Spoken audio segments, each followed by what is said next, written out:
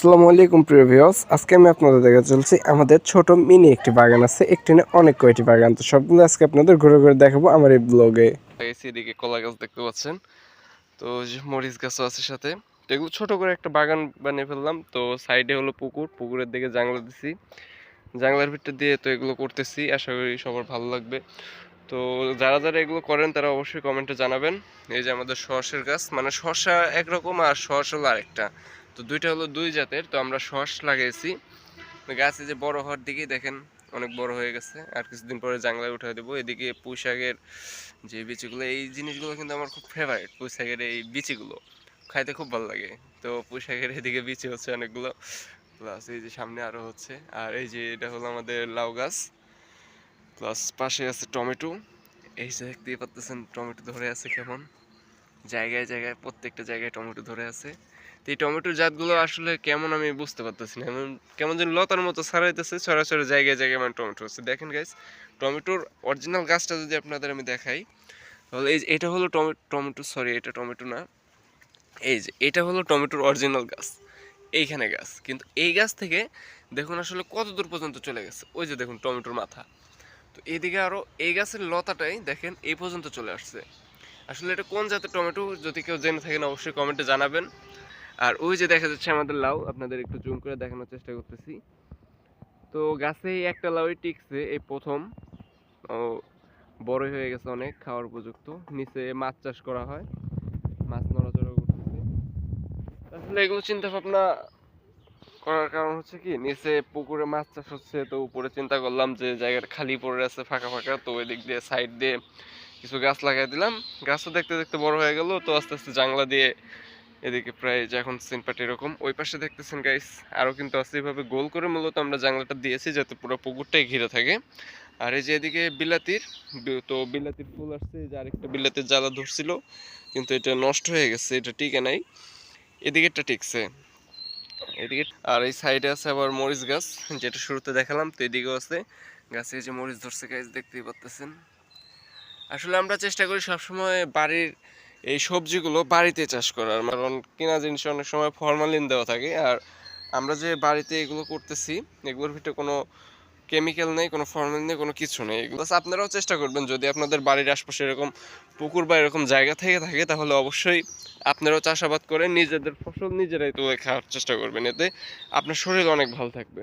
আছে চলে আসলাম বাড়ির অপর সাইডে এদিকে মূলত এই দেখুন আমার আনারস বাগান আছে। আনারস বাগান এখনো পর্যন্ত কাউকে যদিও দেখানি হয় নাই, আজকে দেখাইতেছি আজকের ব্লগে। তো এই যে আমার আনারস গাছ, এটা অনেক ড্রিম করে লাগিয়েছি মধুপুর থেকে, মানে আমার শ্বশুর বাড়ি থেকে এই গাছগুলো আমি মূলত নিয়ে আসি, চারা, গাছের চারা, সরি গাছ না গাছের চারা নিয়ে আসছিলাম। তো এই চারা থেকে এদিক দিয়ে এখন আমার গাছগুলো প্রায় অনেক বড় বড় হয়ে গেছে।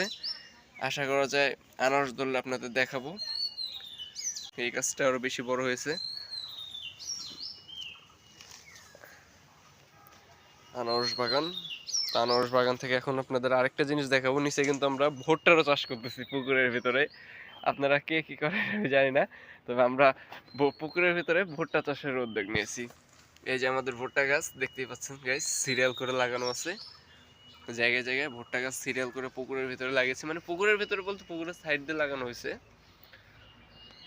ভুট্টা গাছ, দেখতেই পাচ্ছেন। এদিকের একটা সমস্যা কি হয়েছিল গাইস, মানে আমরা যখন এদিকে গাছগুলো লাগাই তখন ইঁদুর, আমরা জানতাম না এটা যে ইঁদুর নাকি লাউ গাছের মাথা সব এগুলো খেয়ে ফেলে, অর্থাৎ নিয়ে চলে যায়। এই যে শুরুতে এখানে একটা ফুল ধরছে, কিন্তু এটা হবে না, মারা যাবে। এই গাছটা শুরু থেকে একটু কমা, মানে এই গাছটা বাড়তেছে কম, লাগানো হয়েছে একই সময়, কিন্তু এই গাছটা এখনো পর্যন্ত জাংলাতেই পৌঁছাতে পারে নাই। তো এদিকে আরেকটা আনারস গাছ মিক্স করেছি, তো এইটাও আপনাদের দেখাচ্ছি। এই যে আরেকটি গাছ আমার, এটা এই সাইডে লাগিয়েছি, এই সাইডে আরেকটা আছে। এই গাছটা ছোট ছোট, এছাড়া এই গাছটা মাইর খাইছে, গাছটা সম্ভবত হবে না। হ্যাঁ, এদিকে কিন্তু কলা বাগানও আছে আমাদের। এই যে প্রত্যেকটা গাছে ছড়ি চলে এসছে, ছড়ি আপনাদের দেখাই, এই যে ছড়ি দেখতেই পাচ্ছেন, প্রতিটা গাছে কিন্তু ছড়ি চলে আসছে। এই যে আমার ছোট আরেকটি বাগান আছে, এই যে দেখছেন পেঁপে গাছ, পেঁপে, প্লাস আমি পাশেই সুপারি গাছ লাগাইছি। সুপারির পাশে কিন্তু এই যে আরেকটি গাছ, এটা আমার খুব ফেভারিট একটা গাছ, আলু গাছ। আমার শ্বশুর বাড়ি থেকে আমি নিয়ে আসছি। তো এটাকে গৈসা আলু বলা হয়, শিমলা আলু বলা হয়। আসলে আমি জানি না সঠিক, পাশে থেকে আপনাদের ভাবি সুমাইয়া ও বলে দিল। ও এগুলো খুব ভালো জানে আর এগুলো খুব ভালো খাইতেও পারে। আসলে ওর দেখা দেখে আমিও খাওয়া শিখে গেছি। তো এই কারণে মূলত গাছটা নিয়ে আসে এখানে লাগানো। এই যে এই পাশে আরেকটা লাগাইছিলাম, কিন্তু এই গাছটা হয়নি আর ওই গাছটা হয়েছে। তো এই গাছটা আমার খুব ফেভারিট, কারণ এই গাছের আলুটা খুব টেস্ট, মানে আমার কাছে খুব ভালো লাগে ব্যক্তিগতভাবে। আপনারা এই যে এদিকে ধনিয়া গাছও আছে, এই গাছগুলো অনেকে চিনেন আবার অনেকে চিনেন না। এই ধনিয়াগুলোর কিন্তু সেন্ট অসাধারণ। এটার পাতাই কিন্তু এই যে এটা, এই পাতাটাই আমরা মূলত খাই তরকারিতে। ওকে।